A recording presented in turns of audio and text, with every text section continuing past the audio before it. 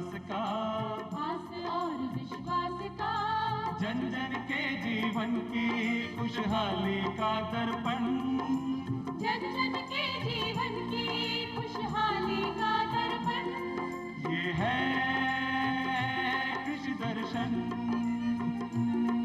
ये है कृषि दर्शन, ये है कृषि दर्शन। नमस्कार, कृषि दर्शन कार्यक्रम में आप सभी का स्वागत है। किसान साथियों, आज के खास कार्यक्रम में हम बात करेंगे बढ़ती फसलों में किस तरह से रोग और कीट प्रबंधन करें, और साथ ही हम बात करेंगे बालिका शिक्षा प्रोत्साहन योजना की भी। और इस पर विस्तार से जानकारी देने के लिए आज हमारे बीच मौजूद हैं राजस्थान राज्य बीज निगम के वरिष्ठ प्रबंधक डॉक्टर BR कड़वा जी। सर, कार्यक्रम में आपका बहुत बहुत स्वागत है।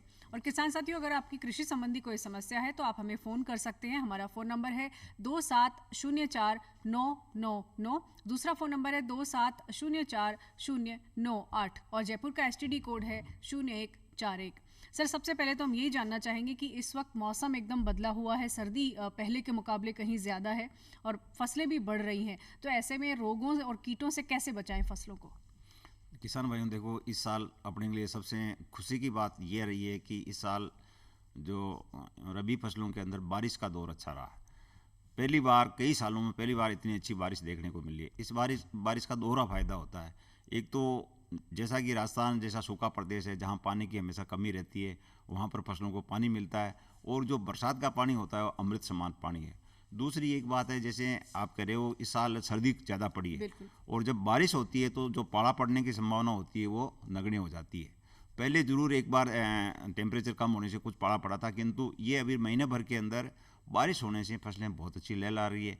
कहीं कहीं जो फसलों में इस समय जो कीट और रोग के प्रकोप की अपन बात करें तो ये देखा जा सकता है कि जैसे सरसों है, तो सरसों के अंदर जो ही टेम्परेचर राइज होता है जी, तो उस समय मोइला का प्रकोप होता है, तो किसान भाई मोइला का नियंत्रण कर सकते हैं। इसके अलावा अगर रोग की बात करें कि ज़्यादा नमी के कारण कई बार सरसों के अंदर जो सफ़ेद सफ़ेद दाग होते हैं वो बनते हैं, तो उसके रोकथाम के लिए भी किसान भाई डाइथेनियम 45 जो पेस्टिसाइड है उसका छिड़काव कर सकते हैं। तो इस प्रकार ना किसान भाई फसलों को स्वस्थ रख सकता है जी। और काश्तकारों को एक दूसरी ध्यान रखने की बात है कि हमेशा खेत के अंदर काश्तकार भाई अगर टच में रहेगा, अपनी एक मारवाड़ी में कहावत भी है, खेती धनिया सेती। अगर आप खेत को ढंग से देखते रहेंगे, खेत के अंदर विजिट करते रहेंगे, जहाँ कहीं भी आपको फसल में कुछ अब नॉर्मल नज़र आता है या असामान्य नज़र आता है, तुरंत उसी समय आप है जो किसान कॉल सेंटर का जो टोल फ्री नंबर है 1800-180-1581 पर नंबर कर सकते हैं, या आपके सरकार की ओर से आपके हर ग्राम पंचायत के अंदर कृषि पर्यवेक्षक बैठता है। बिल्कुल बिल्कुल, तो तो वहाँ उससे से भी उनसे भी संपर्क कर सकते हैं। किसान साथी हमारे साथ जुड़ गए, उनसे बात करते हैं। Hello hello. हाँ मैम। हाँ जी, कौन बोल रहे हैं? नाम बताइए अपना। मैम, मैं मनोज सिंह नाथावत बोल रहा हूँ, सावली जयपुर से। जी, कृषि दर्शन में आपका स्वागत है, पूछिए अपना सवाल।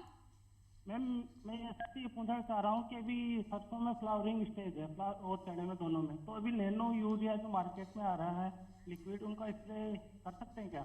नैनो यूरिया का इस्तेमाल करना चाहते हैं आप? सर, आप क्या सलाह देंगे किसान साथियों को? मनोहर सिंह जी नाथावत का जो सवाल है बड़ा युक्ति संगत है। इसमें कई बार अपने पढ़ने को ये मिल रहे हैं कि यूरिया की कमी है। सरकार की ओर से पूरे प्रयास किए जा रहे हैं कि यूरिया की कमी नहीं है, और यूरिया का प्रयोग बढ़ाने के लिए जो नया यूरिया का अंदर आया, नैनो यूरिया, जैसे अपन नैनो हर चीज़ के अंदर आ रहा, तो नैनो यूरिया क्या होता है, लिक्विड के रूप में आता है।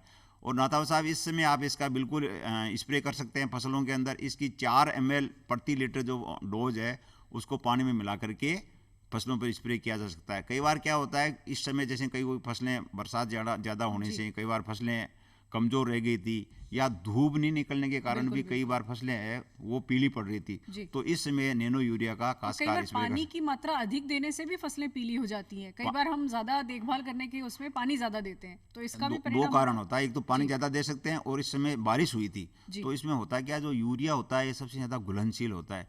जहाँ पर पानी खेत में इकट्ठा हो जाता है वहाँ पर वो जो यूरिया है वो रूट जोन से नीचे चले जाता है, और इससे फसल भी जो है वो पीली पड़ जाती है।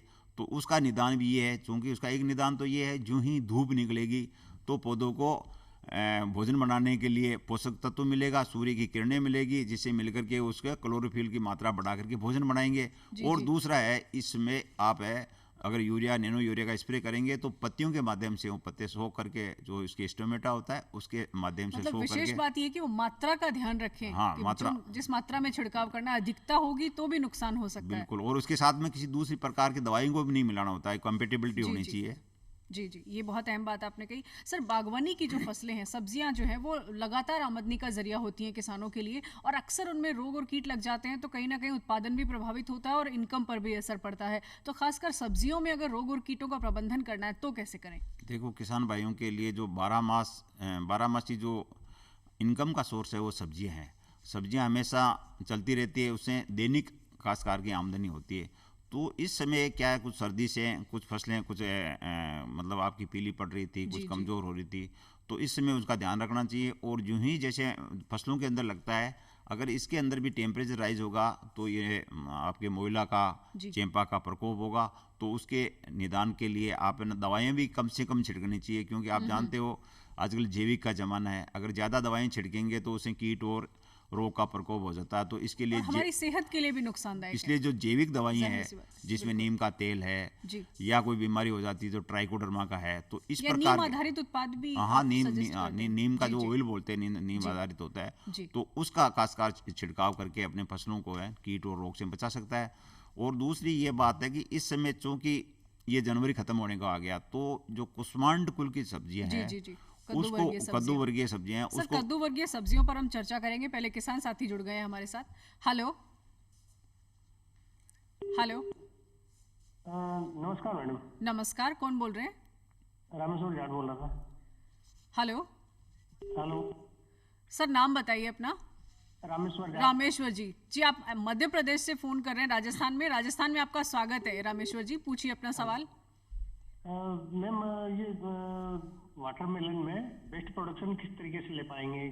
थोड़ा जी, जी, जी। उसके बारे में सजेशन। जी, वाटरमेलन के बारे में जानना चाह रहे हैं सर। बीज निगम से आप हैं तो बीज उत्पादन की जानकारी भी लेना चाहेंगे किसान साथी। देखो, आप बिल्कुल सही जो ये जो समय है कुष्मांड कुल की सब्जियों का समय है, तो वाटरमेलन या जिस समय अपने बोते हैं उसमें सबसे एक तो है उस एरिया में बोना चाहिए जिसकी वाटर की क्वालिटी अच्छी हो। अगर पानी कुछ भी मोटा पानी होगा, जिसको खारा खारा पानी पानी हो, होगा, तो pH जिसका ज्यादा हो। उसमें जी, ये जी। पेज उसका ज़्यादा होगा, तो उसमें उत्पादन होने की संभावना नहीं है। तो आपको इसके लिए जो आपके अच्छी किस्में जो बाजार में चल रही है उनका बीज लेकर के इस समय जो है उसकी रुपाई करनी चाहिए। और इसमें ध्यान ये रखना चाहिए कि जो वाटरमेलन बोते हैं वो क्यारियों के अंदर धुरी बना करके बोनी चाहिए, ऊपर मतलब रेज्ड बेस जो बेड होता है उसके ऊपर इसकी बुआई करनी चाहिए, मतलब जो जमीन स्तर से थोड़ी उठी हुई ऊपर क्यारी। ऊपर, क्योंकि इसकी बेलें चारों ओर फैलती है, और अगर वो बेलें है ना नीचे कांटेक्ट में आती है तो उससे बीमारियां लगने की संभावना होती है। जी, तो जी। रेज बेड बना करके उसमें अच्छी क्वालिटी का बीज लेकर के, बीज लेते हुए भी खासकर भाई को ध्यान ये रखना चाहिए कि उसका पक्का बीज लेना चाहिए। आजकल बाजार जी, के अंदर जी। बहुत सारी उन्नत किस्मों का बीज आ रहा है,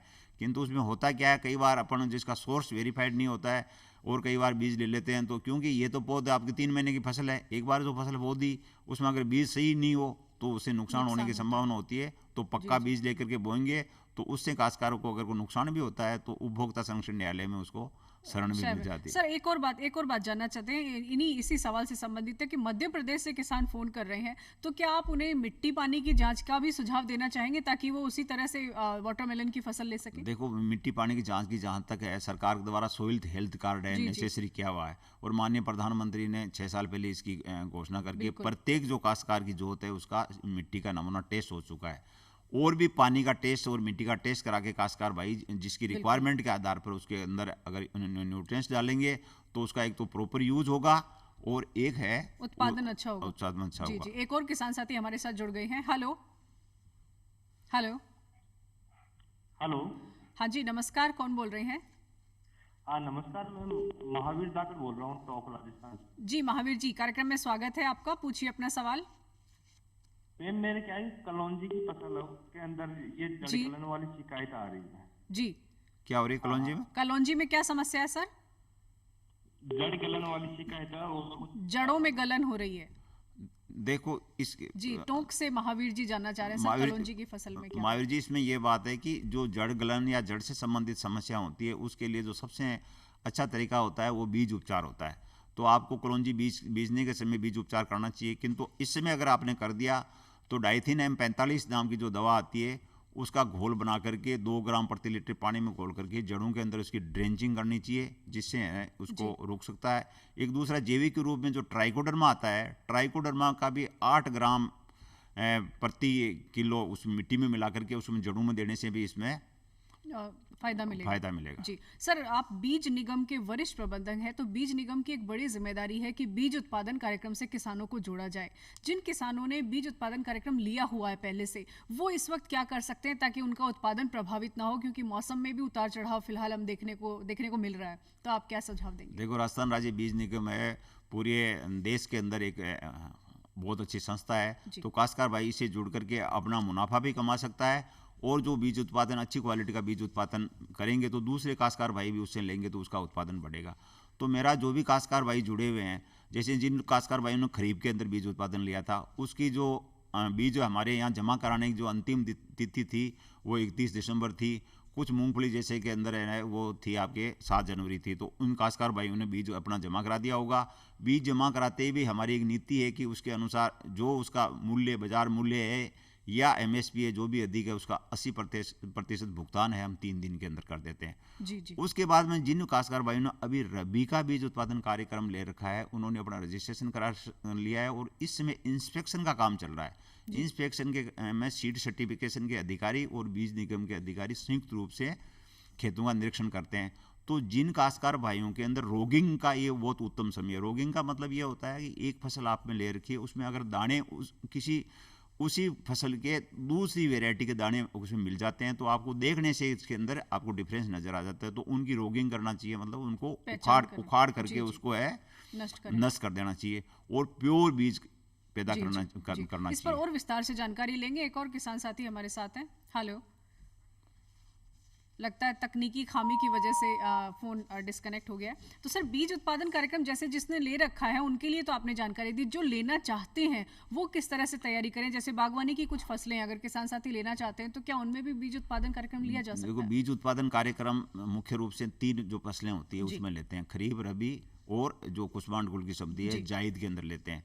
तो सब्जियों का जो उत्पादन कार्यक्रम है वो जायद के अंदर लिया जाता है। राजस्थान राज्य बीज निगम द्वारा इस समय सब्जियों का उत्पादन कार्यक्रम लिया नहीं जा रहा है। तो जो जिन काश्तकार भाइयों ने अभी जो रबी का बीज उत्पादन कार्यक्रम लिया है, वो अपनी फसल का इंस्पेक्शन करवाएं और ध्यान ये रखें कि वो प्योरिटी मेंटेन करेंगे, क्योंकि आज जो आप बीज पैदा कर रहे हो वो बीज ही कल जाकर के अभी जो हम काश्तकार भाइयों को देते हैं वो आधार बीज देते हैं, जिसको बोलते हैं फाउंडेशन बीज।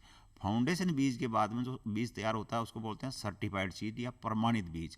तो प्रमाणित बीज काश्तकारों तक जाता है सैकड़ों की संख्या में, तो उसकी क्वालिटी मेंटेन करें और उत्पादन बेहतर होता है, उससे उत्पादन बेहतर होगा। और अगर उसकी गुणवत्ता अच्छी होगी, कई बार काश्तकार की शिकायत आती है कि साहब मैं गेहूं का बीज लेके आया, गेहूं के बीज में वो देखता है कि उसमें कुछ बालियां ऊपर है कुछ नीचे हैं, तो इसका मतलब उसमें कुछ मिक्सिंग हो गई है। तो वो ये काश्तकार के खेत में हो सकती है, कुछ लास्ट ईयर अगर उसी फसल का बीज बोया हो तो उसमें कुछ दाने रह सकते हैं, उससे हो सकती है, या वो थ्रेसिंग करता है तो उसमें मिल सकता है। तो इसका ध्यान रखें एक तो उससे है उसकी उत्पादन है और उत्पादकता में। सर, इससे अगर बीज उत्पादन कार्यक्रम में जो फसल लेते हैं और अगर उसे जो हमारी ऑनलाइन मंडी व्यवस्था है, अगर उसमें अगर विपणन करना चाहते हैं तो क्या वो मानकों पर खरी उतरती है वो फसल और मुनाफा ज्यादा हो सकता है किसानों को? देखो, जो बीज उत्पादन कार्यक्रम होता है वो उसको मंडी में नहीं बेचा जा सकता है, क्योंकि बीज उत्पादन कार्यक्रम के लिए सरकार द्वारा जो बीज दिया जाता है वो फाउंडेशन बीज दिया जाता है, वो बहुत इंपॉर्टेंट बीज होता है। और उसका केवल है ना, काश्तकार भाइयों से मेरा निवेदन है कि उसको मंडी के अंदर कई बेचे भी नहीं। अगर 2 रुपये कहीं सोचता है कि सर मंडी में ज़्यादा पैसा मिल जाता, क्योंकि जो निगम पैसा देगा वो बराबर पैसा देगा, तो उसको मंडी में बेचना नहीं चाहिए, क्योंकि वो बहुत वैज्ञानिकों की मेहनत करने के बाद फाउंडेशन सीड तैयार होता है। और उस फाउंडेशन सीड से जो सर्टिफाइड सीड होगा तो उसका निश्चित रूप से फायदा काश्तकारों को मिलना चाहिए। बस जागरूक रहने की जरूरत है किसानों को। जी, एक और किसान साथी जुड़ गए हमारे साथ। हेलो, हाँ बोलो। हेलो, हाँ बोलो। हाँ बोलो। किसान साथी कौन बोल रहे हैं? हम आवाज नहीं सुन पा रहे हैं। हेलो, गुजरात माथी बोलो छो जीवन भाई। जी जीवन भाई गुजरात से बोल रहे हैं। हाँ बोलिए। केम छो? हाँ मजा में जी, राजस्थान में स्वागत है आपका। हाँ, अमे तो कलंगी भाई है ना मैडम, एमा पीड़ी पड़े है पीड़ी। जी, कलोंजी से संबंधित कोई समस्या है? हाँ, ये समस्या है, इसीलिए बात कर रहा हूँ मैं आपको। जी जी जी, कलौंजी के पत्ते पीले हो रहे हैं, कलौंजी की फसल ली हुई है जीवन भाई ने। देखो तो क्या आप सलाह देंगे? उसमें इसमें एक तो जैसे अभी चर्चा कर रहे थे अपना, उसमें पीला पड़ने के कारण हो सकता है न्यूट्रिएंट्स की कमी हो सकती है, तो इसके लिए जो थाई यूरिया है यानी जी, जी। अभी वो कर सकते हैं, या अभी बात कर रहे थे अपना नैनो यूरिया, तो नैनो यूरिया का 4 ml प्रति लीटर पानी के हिसाब से छिड़काव करेंगे तो यूरिया की कमी पूरी करेंगे। तो यूरिया की कमी से कई बार क्या फसल पीली हो सकती है। इसके अलावा भी अगर फसल में कोई दूसरी समस्या है तो उसका पौधा उखाड़ करके आपके जो पास का जो कृषि विज्ञान केंद्र है उसमें दिखाने से उसके पता चल जाएगा कि उसके किस प्रकार तो की जीवन क्या। भाई जी, आपके आसपास जो भी आपके कृषि अधिकारी हैं आपके प्रदेश में, आप उनसे एक बार संपर्क कर लें और वो निरीक्षण कर लें, या फिर आप कोई पौधा अगर ऐसा है तो आप वहां ले जाकर भी राय ले सकते हैं, उनकी सलाह ले सकते हैं आप।